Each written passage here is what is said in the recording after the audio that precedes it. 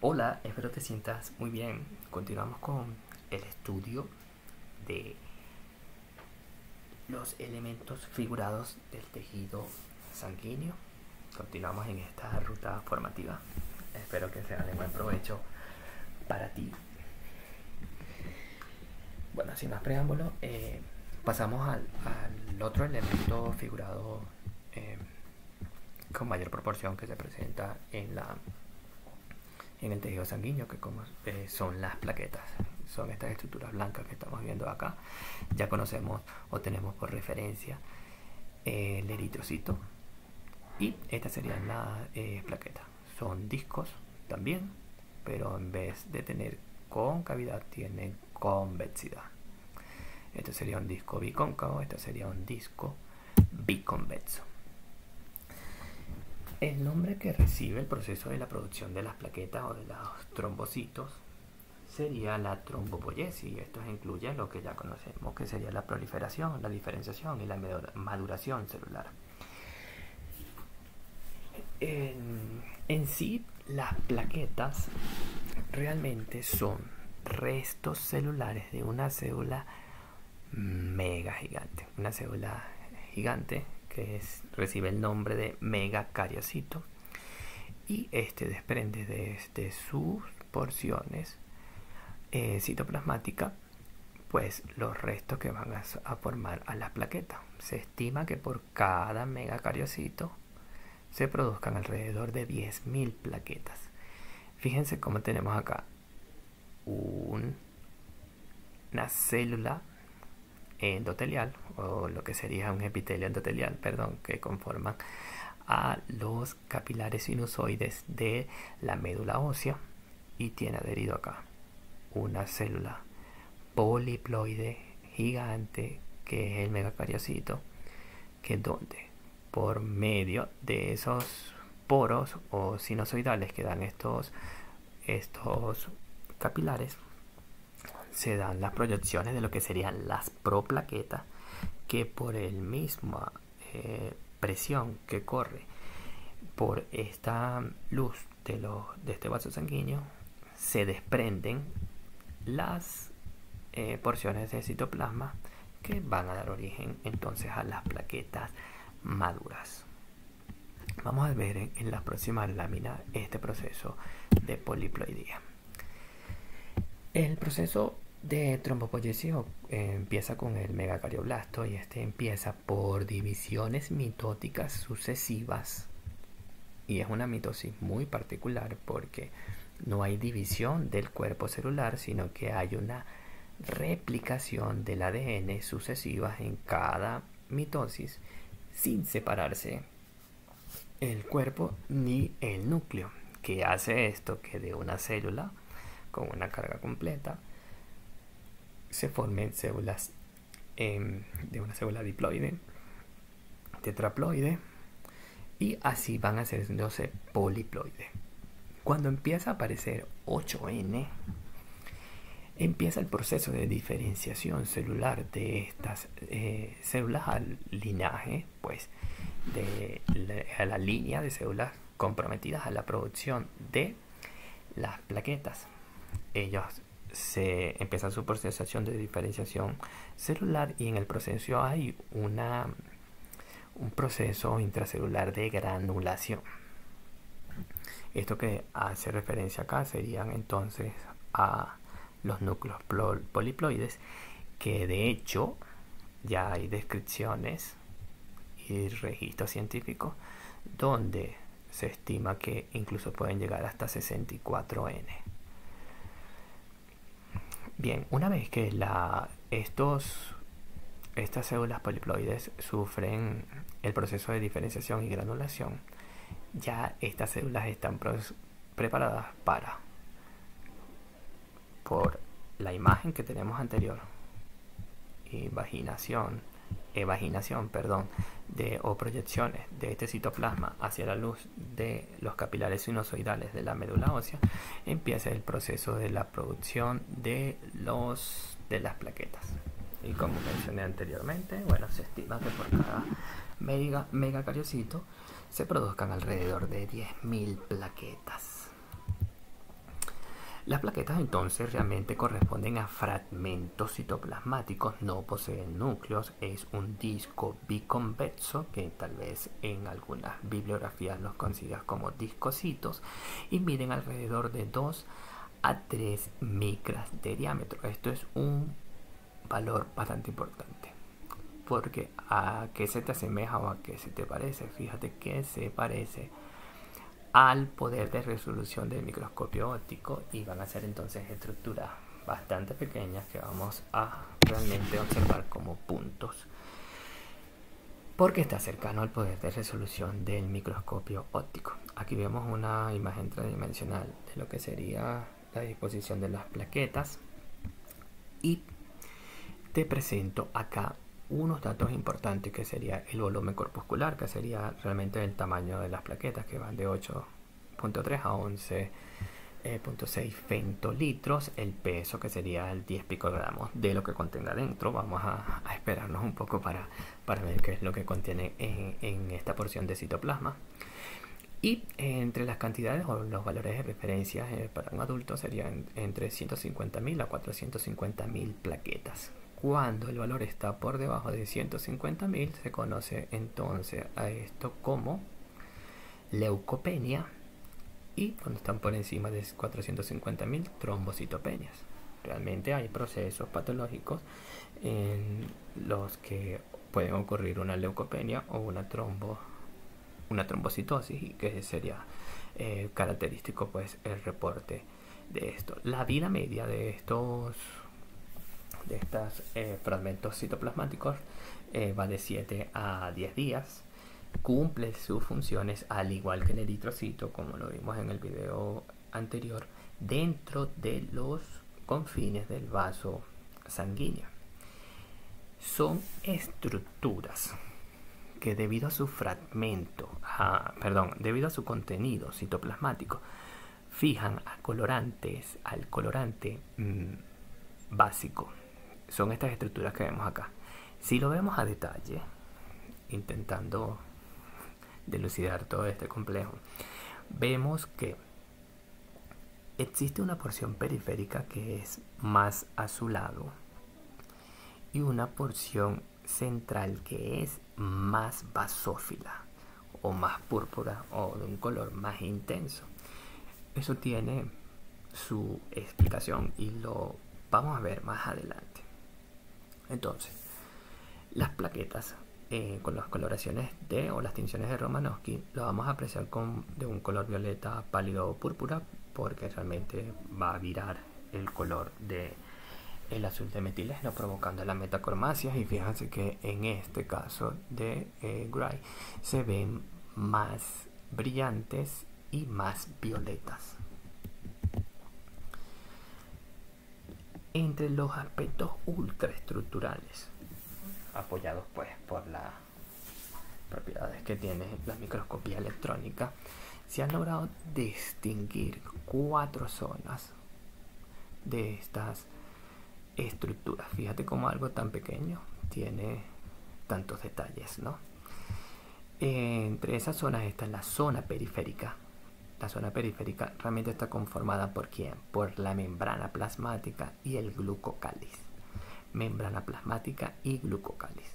De hecho, estas elementos formes o elementos figurados en la sangre tienen un glucocáliz pero muy desarrollado. Si lo logras apreciar acá, fíjese que se ven como pelitos o proyecciones acá, porque son estructuras que tienen una alta adhesión, son muy adhesivas o se pegan a las estructuras unas con otras. Le sigue una zona estructural que está representada aquí en amarillo, y estas contienen a los microtúbulos, actina y miosina, que son parte del citoesqueleto, o sea, tienen un citoesqueleto muy desarrollado. De hecho, aquí transcurren microtúbulos paralelos unos con otros, de 5, 10, 15 microtúbulos que corren a lo largo de toda esto. ¿Para qué? Para darle la forma y la estructura biconvexa. Fíjate que esto sería una convexidad y esto sería otra convexidad, a diferencia del eritrocito, que eran concavidades. Se ha descrito una zona central que corresponde a la zona de organelos, y estos organelos, a pesar de que tiene pocos organelos, no en las cantidades habituales que observamos en el resto de las células eucariotas, son organelos específicos porque posee gránulos alfa, que son grandes, que vemos aquí en azul. Si mal no recuerdo, tienen 300 a 500 nanómetros, y tenemos gránulos lambda, que corresponden a lisosomas con enzimas hidrolíticas que ya conocemos, y gránulos delta, que vemos acá. Hay diferencias, por supuesto, no solamente morfológicas en tamaño, sino en cantidades. Abundan más los gránulos alfa, son más grandes, y hay también unas grandes cantidades de gránulos delta. La otra porción es el sistema de membranas, que son invaginaciones que transcurren a lo largo de la membrana plasmática hacia el interior del citoplasma y forman un sistema canicular, ya sea abierto, que va de extremo a extremo de la plaqueta, o un sistema tubular denso, que tiene una gran importancia porque este sistema granular denso fija a los iones de calcio, o tiene iones de calcio cercanos, debido a que se concentra en esas regiones retículo endoplasmático. Lo que vemos acá es tal vez esta imagen esquemática que tenemos acá.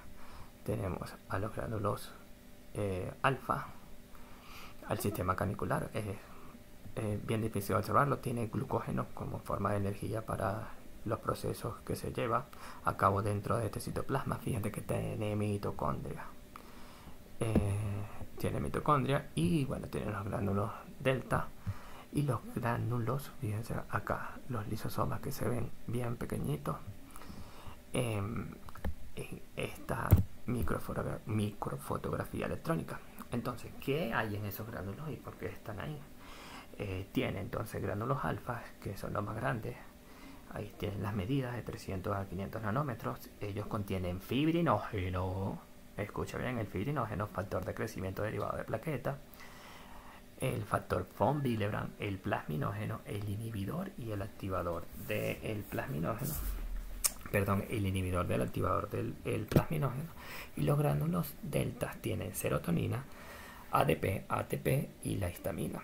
Los gránulos lambda corresponden a lisosomas, perdón, a lisosomas habituales que ya hemos descrito anteriormente. ¿Cuál es la función de las plaquetas? ¿Por qué ellas existen? ¿Por qué ellas están allí? ¿Qué es lo que hacen? Las plaquetas en sí viajan muy cercanas al endotelio, a la periferia del endotelio. ¿Cuál es su función? Vigilar perdón, que el endotelio esté continuo, que no haya ninguna ruptura, que no haya ninguna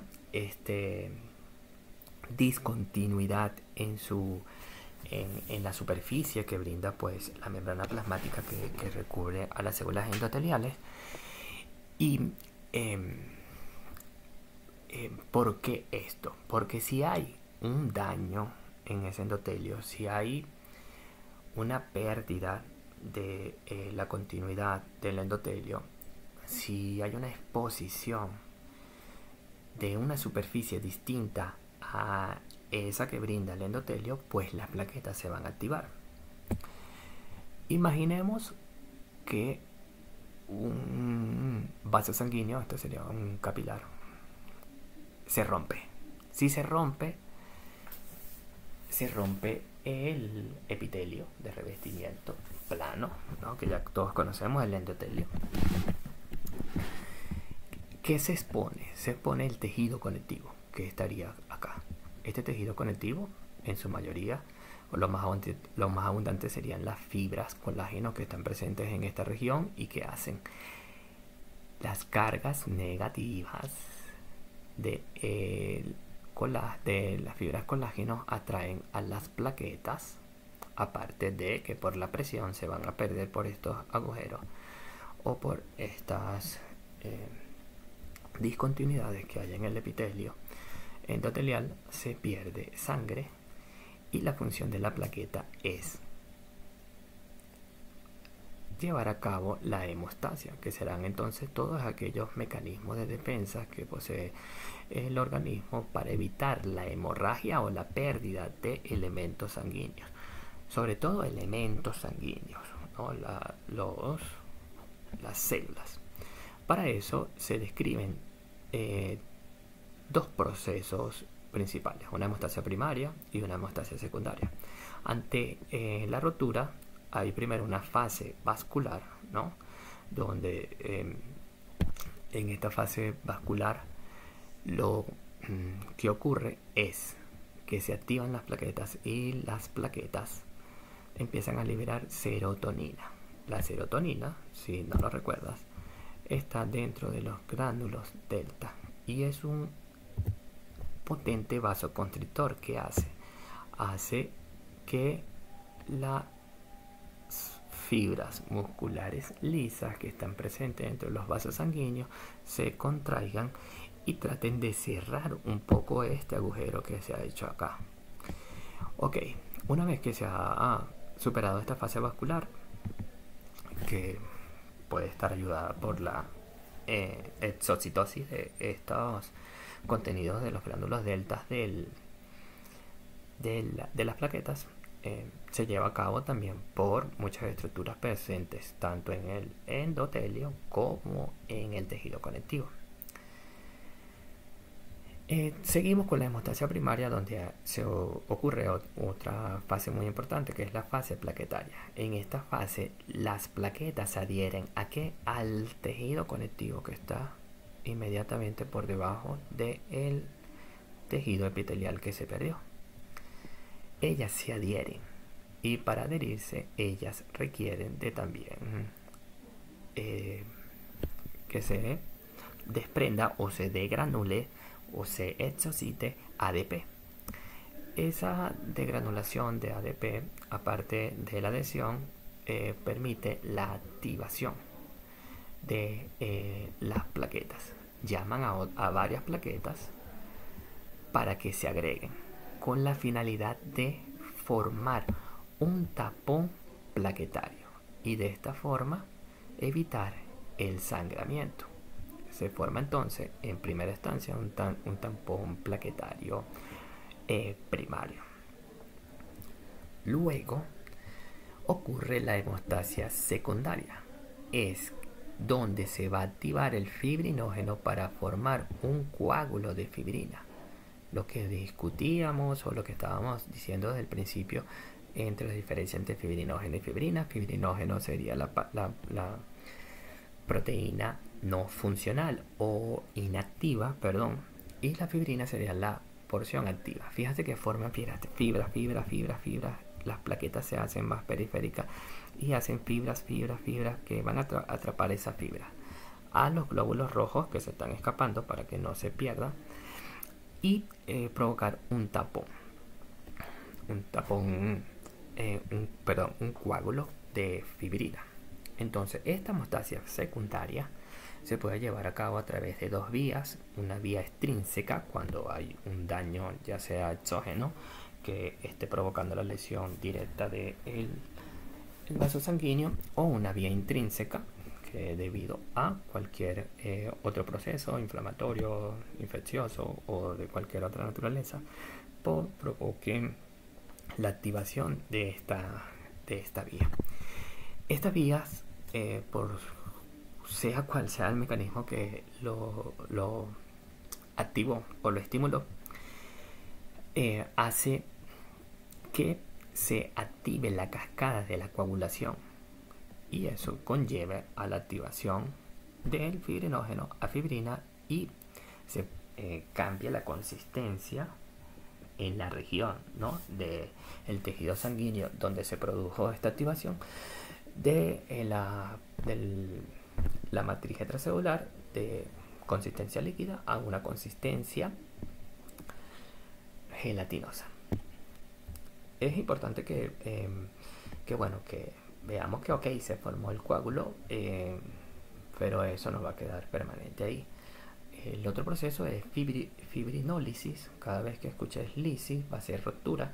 ¿De quién? Del fibrinógeno.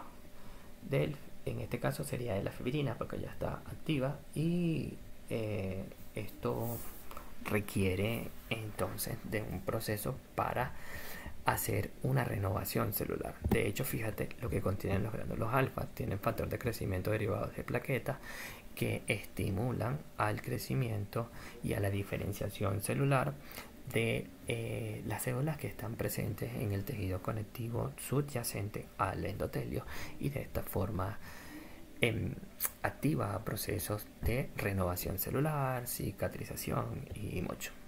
De hecho, si has visto que se está utilizando plasma rico en plaquetas para procesos estéticos, donde se logra o se quiere activar a las células presentes en el tejido conectivo para producir colágeno. Esta imagen que te traigo acá es para que veas dentro de la fase de la hemostasia, cuando se forma el tapón plaquetario, se activan las fibrinas. Fíjate que el fibrinógeno toma características fibrosas o forma fibras, y que la sella haciendo uniones transversales entre ellas para asegurar y afianzar ese coágulo.